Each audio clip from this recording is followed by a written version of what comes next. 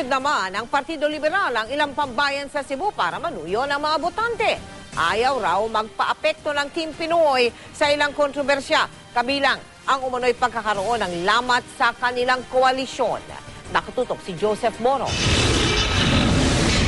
Sa ikalawang araw nila sa Cebu, hindi nakasama ng mga senatorial candidate ng Team Pinoy si Pangulong Aquino na pumunta na ng Iloilo. Sa Liloan, Cebu, presa ng mga kandidato sa pagkasenador na sina Bam Aquino, Risa Ontiveros, Jun Magsaysay, Coco Pimentel at Antonio Trillanes IV. Pagkatapos ito ay sa kilalang bilihan ng dried fish ang tabuan na kahalubilo at nangampanya ang mga kandidatong sina Ontiveros, Magsaysay at Aquino. Ang Cebu ay may pinakamaraming registered voters sa bansa, 2.5 million. Happy? Kasi nakikita namin siya sa TV always at saka okay naman.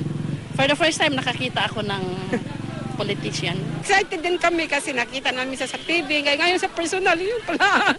Kapansin-pansing wala ang kandidatong si Jambi Madrigal na nilalagnat umano ayon sa Liberal Party. Ang alam ko may fever siya kasi nung papasok pa lang, pinapayungan tapos her assistant whispered to me that she was actually feverish. Kahapon, sinabi ng COMELEC na iniimbestigahan nila si Madrigal dahil sa pa-contest ito sa Facebook na may premyong iPad. Sa tingin daw ng COMELEC, illegal campaigning na ito. Bukod sa pa-contest ni Madrigal, kinakaharap din ng Team Pinoy ang issue ng umano'y lamat sa koalisyon, partikular sa pagitan ng LP at sa Nationalist People's Coalition o NPC. Kasama sa koalisyon ng Team Pinoy ang NPC.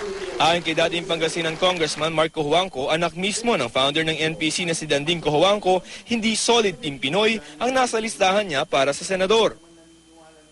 Ang opinyon ko, bakit kailangan lahat manggaling sa LP yon? Meron namang kandidato dyan na sa aking opinyon, makakatulong kay Presidente sa tagumpay ng programa niya up to 2016.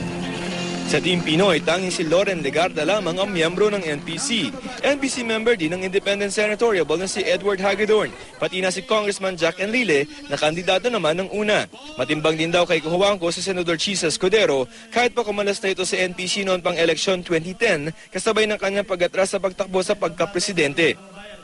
Out of the 12 possible endorsements for Senator, 4 are already taken kasi 3 doon NPC. There's Hagedorn, Enrile, Loren, and then the 4th is a former NPC si Chis Escudero. So out of the 12, 8 na lang ang natitira. Aminado si Cojuangco na nag-ugat sa lokal ang tampo nila sa LP. Sinampahan daw ng kasong murder ang kandidato ng NPC na si Pangasinan Governor Amado Espino at idinawit pa sa weteng, bagay na itinanggi ni Espino. Sa kabila nito, di raw titiwalag ang NPC sa Team Pinoy Coalition. Nilinaw din ng LP na nanatiling matatag ang samahan ng Team Pinoy. Let me just lay down a couple of facts.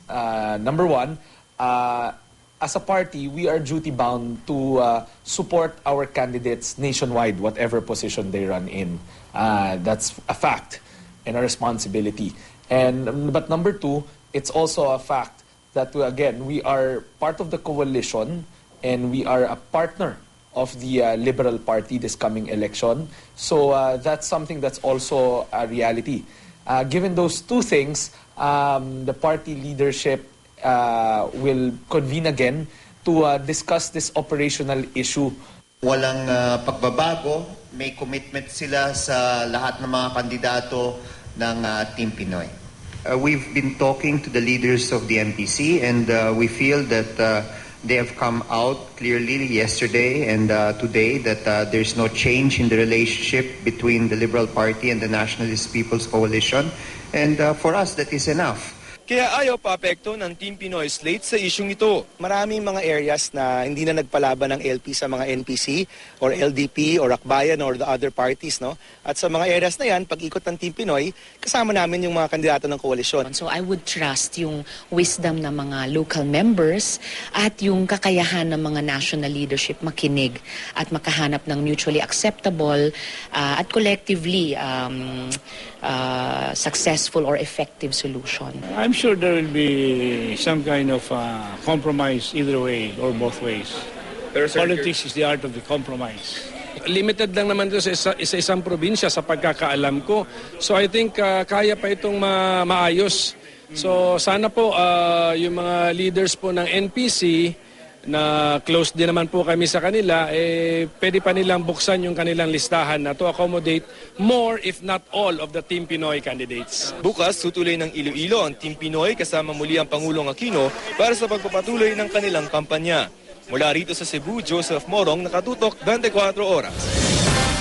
Ayon naman kay DILG Secretary Marojas, matagal nang napagkasunduan na susuportahan ng NPC ang buong senatorial ticket ng koalisyon. Tiniyak ni Rojas na kung may gusot man sa local level, hindi ito maapektuhan ang napagkasunduan para sa national level.